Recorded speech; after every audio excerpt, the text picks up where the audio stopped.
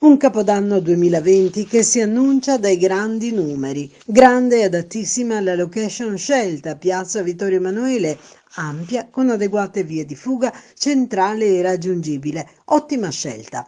E in virtù di ciò cambia la circolazione veicolare con divieti di sosta, rimozioni forzate, inversione di alcuni sensi di marcia, chiusura di via Imera all'altezza del Palazzo delle Poste e tanto altro.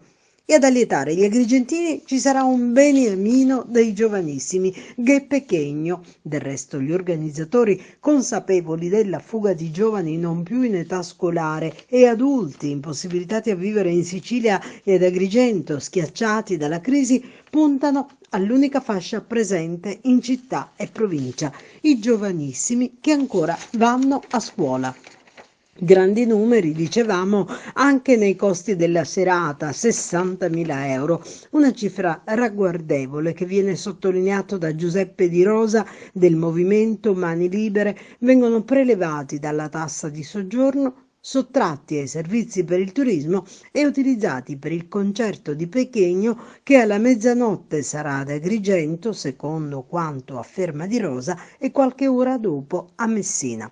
Comunque vada, sarà un capodanno con i botti, perché non risulta alcuna ordinanza che li vieti, come invece accade in altre città.